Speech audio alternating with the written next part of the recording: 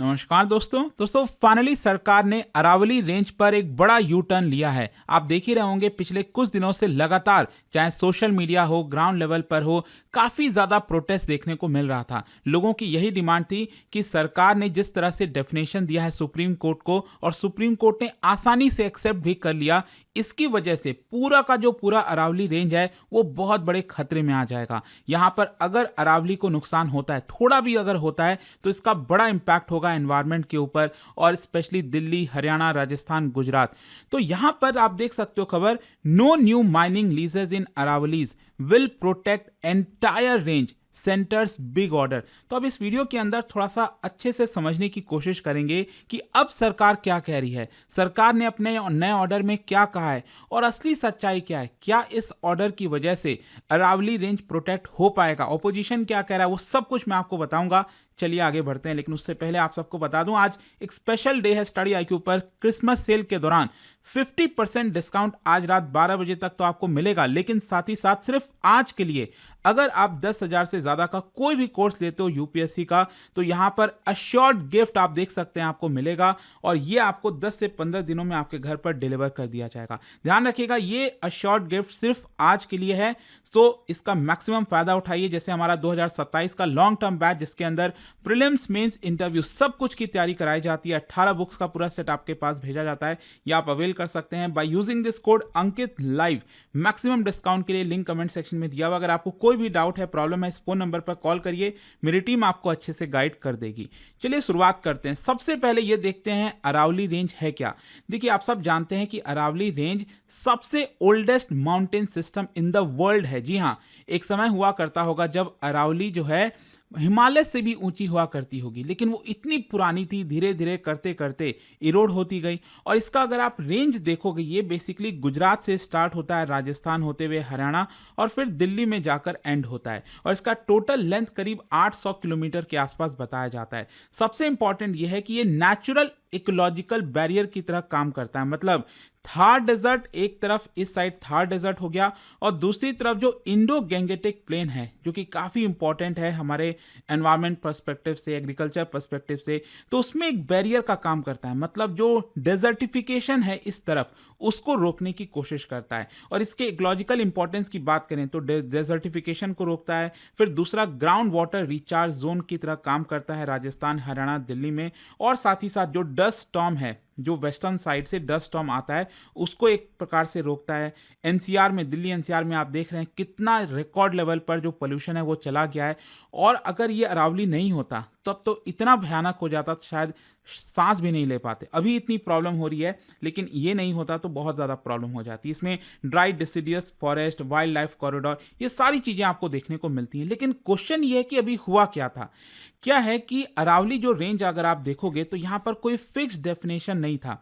वैसे तो हमें इसको पूरी तरह से प्रोटेक्ट करना चाहिए, लेकिन क्या है कि जिस तरह से इलीगल माइनिंग चल रही थी, जिस तरह से प्रॉब्लम्स चल रहे थे, बार बार मामला सुप्रीम कोर्ट जाता था, सुप्रीम कोर्ट फिर सरकार से पूछती थी, सरकार कुछ और कहती थी, तो काफ़ी सारे इश्यूज आ रहे थे। तो मामला अल्टीमेटली सुप्रीम कोर्ट के अंदर गया, और सुप्रीम कोर्ट से यही कहा गया कि आप क्लैरिटी दीजिए, साइंटिफिक मैपिंग करवाइए इसकी, और यूनिफॉर्म पॉलिसी बनाइए, क्योंकि ये कई राज्यों से होकर गुजर रहा है और इसको सेव करना काफ़ी ज़रूरी है। तो सुप्रीम कोर्ट ने क्या किया, केंद्र सरकार से पूछा कि अरावली आप किसको कहोगे। अब केंद्र सरकार ने बड़े आसानी से यह कह दिया that only land forms with 100 metre या फिर more than 100 metre elevation that would qualify as Aravalli hills. Simple सा अर्थ है कि अगर इसके आसपास का जो टेरेन है, जो जमीन है, प्लेन से लेकर यहाँ पर जो टेरेन है, कोई भी ऐसा टेरेन जो 100 मीटर या उससे अबव आता है, तो ही उस पर्टिकुलर हिल को अरावली के अंदर लिया जाएगा। अब जैसे ये डेफिनेशन आता है, यहाँ पर जो एनवायरमेंटलिस्ट हैं, एक्सपर्ट्स हैं, वो अलार्म हो जाते हैं। यहाँ पर उनका यही कहना था कि ऐसे तो 80 से 90% जो रेंज है आपका, हिल्स है, वो अरावली के अंदर आएगा ही नहीं अगर हम इस डेफिनेशन के हिसाब से चलेंगे। मतलब अरावली तो बहुत पुराना है, डिग्रेड हो गया है, लो लाइंग है, इरोड हो चुका है। तो ये जो एरियाज हैं, स्टिल यहाँ पर क्रिटिकल इकोलॉजिकल फंक्शन की तरह काम करते हैं। भले ही इसका एलिवेशन जरूरी नहीं है कि 100 या उससे ऊपर हो, लेकिन ये बहुत इंपॉर्टेंट रोल प्ले करते हैं। और अगर इसको एक्सक्लूड किया जाता है तो यहाँ पर और ज़्यादा धड़ल्ले से, मतलब ऑलरेडी इलीगल माइनिंग तो चल ही रही थी, आप अरावली के किसी भी साइड में चले जाओगे ना, आपको आसपास दिख ही जाएगा कि किस तरह से वहाँ पर माइनिंग हुई है। मतलब पूरे के पूरे जो जो आपका पेड़ पौधे हैं सब हटा दिए गए हैं। एक स्टैंड अलोन पहाड़ जैसा आपको देखने को मिलेगा। आपको साफ देखने को मिलेगा कि इलीगल तरीके से कितना नुकसान पहुंचाया गया है। तो यहाँ पर और ज़्यादा खुलकर माइनिंग होगी, कंस्ट्रक्शन होगा, रियल इस्टेट प्रोजेक्ट होगा। इनफैक्ट मैं आपको एक बहुत ही इंटरेस्टिंग चीज़ बताता हूँ। सुप्रीम कोर्ट के द्वारा खुद घटित की हुई, मतलब उन्होंने खुद एक पैनल को बनाया था, उन्होंने खुद गवर्नमेंट के इस डेफिनेशन को अपोज किया था। क्या है कि 13 अक्टूबर को यहां पर केंद्र सरकार ने सुप्रीम कोर्ट को यह बोला कि 100 मीटर का डेफिनेशन लाना चाहिए। उसके अगले ही दिन अगर आप देखोगे ना, तो यहां पर एक बॉडी है जिसका नाम है CEC, सेंट्रल एम्पावर्ड कमिटी।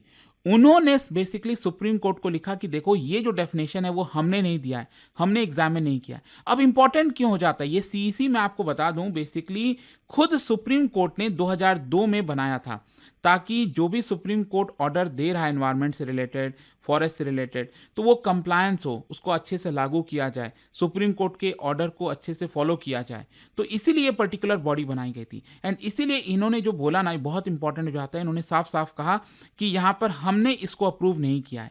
लेकिन उसके बावजूद भी क्या होता है, 20 नवंबर को सुप्रीम कोर्ट सेंट्रल गवर्नमेंट की जो बात है वो मान जाती है, और इसीलिए ये पूरी प्रॉब्लम आपको देखने को मिली। उसके बाद मैसिव पब्लिक और पॉलिटिकल बैकलैश हुआ। एनवायरमेंटल एक्टिविस्ट हो गए, स्टूडेंट्स हो गए, साइंटिस्ट हो गए, geologist, local communities, opposition, political party, सभी ने आर्गुमेंट दिया कि जो नया डेफिनेशन है इसकी वजह से यहाँ पर आप चीज़ों को डाइल्यूट कर रहे हो, एनवायरमेंटल प्रोटेक्शन को खत्म कर रहे हो। यहाँ पर जो अरावलीज है ये कोई आइसोलेटेड हिल्स नहीं है, ये इंटीग्रेटेड इकोसिस्टम है, और एक बार अगर इसमें डैमेज हुआ तो इट विल बी इरिवर्सिबल। आप वापस से इस चीज़ों को नहीं ला पाओगे। मतलब ये जो प्रेशर है कहीं ना कहीं ये काम किया, और सेंट्रल गवर्नमेंट को फाइनली एक बड़ा यू टर्न लेना पड़ा। अब देखिए सेंट्रल गवर्नमेंट ने कल क्या कहा है, उसमें 2-3 इंपॉर्टेंट चीजें हैं जो आपको पता होनी चाहिए। सबसे पहला तो सेंट्रल गवर्नमेंट ने सबको आश्वस्त करने के लिए यह कह दिया कि कोई भी नया माइनिंग लीज हम ऑर्डर नहीं करेंगे। मतलब पूरे अरावली रेंज में कोई भी नया माइनिंग नहीं आएगा। ये basically ministry of environment, forest and climate change ने सभी राज्यों को लिखा, और सभी राज्यों को कहा कि देखिए आपको कोई भी माइनिंग लीज अलाउ नहीं करनी है जहां जहां पर भी अरावली रेंज है। और ये सभी राज्यों पर अप्लाई होगा इररिस्पेक्टिव ऑफ एलिवेशन। मतलब चाहे किसी हिल की रेंज 80 मीटर हो, 30 मीटर हो, 50 मीटर हो, या फिर 150 मीटर हो, कहीं पर भी आप माइनिंग अलाउ नहीं, नया माइनिंग अलाउ नहीं करोगे। एंड ये तब तक लागू रहेगा जब तक साइंटिफिक असेसमेंट नहीं हो जाता। मतलब आप समझिए ये कोई टेम्पररी पॉज नहीं है, ये बेसिकली प्रिवेंटिव फ्रीज है। पूरी तरह से फ्रीज कर दिया सेंट्रल गवर्नमेंट ने। स्टेट गवर्नमेंट को कहा है कि आप कोई भी नया माइनिंग अलाउ नहीं कर सकते। अब क्वेश्चन आता है फिर जो अभी ऑलरेडी माइनिंग ऑपरेट कर रहे हैं उसका क्या? तो यहां पर सेंट्रल गवर्नमेंट का कहना है कि जो ऑलरेडी माइंस ऑपरेट कर रहे हैं वो कंटिन्यू रहेंगे ओनली इफ अगर उनके पास वैलिड क्लियरेंसेज है, अगर वो स्ट्रिक्ट एनवायरमेंटल नॉर्म्स को फॉलो कर रहे हैं और सुप्रीम कोर्ट और जो एनजीटी की गाइडलाइंस है, डायरेक्शंस हैं, उसको फॉलो कर रहे हैं। ये बेसिकली राज्य सरकार को मॉनिटर करना है, रिव्यू करना है कि जो उनका ऑन गोइंग लीज है वो सही है कि नहीं, वो कोई वॉलेशंस तो नहीं कर रहे। तो दूसरा ऑर्डर ये हो गया। और तीसरा एक इंपॉर्टेंट चीज देखिए, यहां पर अब गवर्नमेंट ये कह रही है, सेंट्रल गवर्नमेंट, कि हम सिर्फ अरावलीज को ही नहीं, उसके आसपास के जो एरियाज हैं उसको भी एक्सपैंड करेंगे, उसको भी यहां पर प्रोटेक्ट करेंगे। और इसको अचीव कैसे किया जाएगा? Basically Indian council of forestry research and education, उनको यह काम दिया गया है कि वो इस पूरे रेंज की साइंटिफिक मैपिंग करें, इको जो सेंसिटिव एरियाज हैं उसको आइडेंटिफाई करें, और नो गो जोन्स जो होते हैं उसको रिकमेंड करें कि वहां पर कोई नहीं जा सकता। माइनिंग तो छोड़िए, कंस्ट्रक्शन छोड़िए, उस एरिया में कोई नहीं जा सकता। तो ये जो मूव है, it will be protection from a height based approach to an ecosystem based approach। मतलब यहां पर अब सेंट्रल गवर्नमेंट ये कह रही है कि जो 100 मीटर वाला क्राइटेरिया है हम उसको हटा रहे हैं। अब यहां पर जो नया यहां पर काम दिया गया है Indian council of forestry research and education को, वो इसकी पूरी इको सेंसिटिव एरियाज की आइडेंटिफाई करेगा और हम उस सबको प्रोटेक्ट करेंगे। ये यहाँ पर अब बोला जा रहा है। अच्छा, अब क्वेश्चन ये कि इतना बिग यू टर्न क्यों है? क्योंकि अभी तक जो परसेप्शन बन रहा था, क्योंकि बिकॉज नैरो डेफिनेशन दे दिया गया, आपने बस बोल दिया 100 मीटर का, तो इसकी वजह से प्रोटेक्शन कम होगा और एक्सप्लॉयटेशन के चांसेस ज़्यादा होंगे। ऑल्दो सरकार उस समय भी पहले भी कह रही थी कि 100 मीटर का डेफिनेशन बस एक स्ट्रैटेजी के तहत है, क्राइटेरिया हम दे रहे हैं चीज़ों को आइडेंटिफाई करने के लिए, इसका मतलब ये नहीं है कि एक्सप्लॉयटेशन होगा। लेकिन वो तो आप बोल रहे हो ना, आपने तो एक बार डेफिनेशन दे दिया। आप ब्यूरोक्रेसी आप सब जानते हैं, ब्यूरोक्रेट्स कैसे काम करते हैं। ब्यूरोक्रेट्स क्या, आप ऊपर से ऑर्डर आएगा, वो उस चीज़ को फॉलो किया जाएगा और धड़ल्ले से माइनिंग होगी। तो अब क्या है कि यहाँ पर जो करंट सिस्टम ला रही है सरकार, उसमें पूरी तरह से माइनिंग को फ्रीज किया जा रहा है। पूरे अरावली सिस्टम में जो इकोलॉजिकल प्रोटेक्शन जोन है उसको एक्सपैंड किया जा रहा है और स्टेट को यहाँ पर साफ साफ बोला गया है कि आप नए लीजर्स नहीं दोगे, and that is why it is a big U turn. लेकिन क्वेश्चन ये है कि पॉलिटिकल रिएक्शंस क्या रहे हैं। देखो, ऑपोजिशन ये कह रही है कि ये तो सरकार का डैमेज कंट्रोल है। उनका कहना है कि देखो, भले ही सेंट्रल गवर्नमेंट कुछ भी कह दे, आज भी 100 मीटर का डेफिनेशन तो चल ही रहा है ना। जब तक नई मैपिंग नहीं हो जाती, नया ऑर्डर नहीं आ जाता, तब तक हम कैसे मान लें? और यहाँ पर प्रोटेक्शन होगा वो तो फ्यूचर नोटिफिकेशन पर डिपेंड करेगा। पास्ट में भी काफ़ी वॉलेशंस हुए हैं जो कि अनपनिश्ड रहे हैं, तो आप कैसे इंश्योर करोगे कि नई माइनिंग नहीं होगी या फिर चीज़ें नहीं होंगी? वो तो हो जाती हैं, उसके बाद आप कुछ कर नहीं सकते। एक बार पहाड़ टूट गए, ख़त्म हो गया, फिर आप क्या कर लोगे? तो गवर्नमेंट का डिफेंस ये है कि देखो, माइनिंग पर ही हम बैन लगा रहे हैं, मतलब जो स्ट्रॉन्गेस्ट प्रोटेक्शन टूल है वही हम लगा रहे हैं। साइंटिफिक मैपिंग बेटर है रादर देन आर्बिट्री रूल्स, और aim long term ecological security का है, ना कि कॉस्मेटिक रेगुलेशन का। तो लेट्स सी अब क्या होता है। अब देखो, स्टेट्स के ऊपर भी काफ़ी जिम्मेदारी आ गई है, क्या स्टेट्स चीज़ों को सही से फॉलो करते हैं कि नहीं, और इसका काफ़ी बड़ा इम्पैक्ट भी होगा राजस्थान, हरियाणा, गुजरात के इंडस्ट्रियल कॉरिडोर्स में। देखते हैं। अब देखो, गवर्नमेंट कहने को कह रही है, लेकिन हमें वेट करना होगा, देखना होगा कि क्या एक्चुअल में माइनिंग रुकती है कि नहीं। बाकी आपका क्या सोचना है इसको लेकर, आप जरूर बताइएगा। जो भी अभी तक चीज़ें थी मैंने आपके सामने रख दी, आप क्या सोचते हो इसको लेकर मुझे कमेंट्स में बताना, मैं पढ़ूंगा जरूर। जाने से पहले एक बहुत ही इंटरेस्टिंग क्वेश्चन। देखिए, हमारे देश में ईस्टर्न घाट और western Ghat, I am sure आपने पढ़ा होगा। क्या आप बता सकते हो ईस्टर्न घाट किस मामले में वेस्टर्न घाट से अलग है? वैसे तो काफी सिमिलर भी है, लेकिन किस चीज में वो डिफरेंट है वेस्टर्न घाट से, ये आपको यहां पर बताना है। They are volcanic in origin, they are younger fold mountains, they are discontinuous and cut by rivers, या फिर दे रिसीव मोर रेनफॉल। इसका राइट आंसर आप सब जानते हैं दोस्तों, मेरे इंस्टाग्राम पर मिलेगा ही, वहां पर अगर आप नहीं हो कोई बात नहीं, टेलीग्राम से ले सकते हैं इसका सही उत्तर। और दोस्तों, जैसा मैंने आपको बताया, अगर आप यूपीएससी की तैयारी कर रहे हैं, आज आपके पास बहुत अच्छा मौका है, क्योंकि आज रात 12 बजे तक क्रिसमस सेल के दौरान 50% का जो डिस्काउंट है ही हमारे सभी यूपीएससी कोर्स पर। अगर आप 10,000 से ज़्यादा का कोई भी यहाँ पर कोर्स लेते हो तो आपको अश्योर्ड गिफ्ट इनमें से मिलेगा, और ये 10 से 15 दिन में आपके घर पर डिलीवर होगा। तो जरूर इसका फायदा उठाइए। Use this code Ankit live maximum discount के लिए। अगर आपको कोई भी डाउट है, प्रॉब्लम है बैच से रिलेटेड, इस पर कॉल कर सकते हैं, मेरी टीम आपको अच्छे से गाइड कर देगी। स्टडी IQ IAS, आपका सिलेक्शन हमारा मिशन।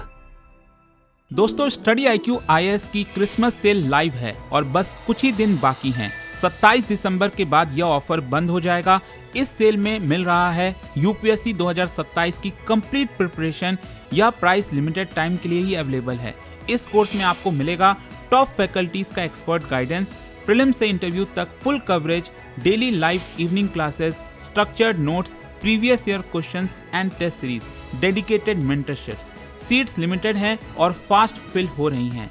आज का डिसीजन आपकी यूपीएससी जर्नी की डायरेक्शन तय करेगा। तो स्टडी IQ ऐप खोलिए, P2I बैच सर्च करिए एंड यूज करिए code Ankit live ANKITLIVE for maximum discount. और भी कोई डाउट हो तो इस फोन नंबर पर कॉल करिए। नंबर है 092400232993।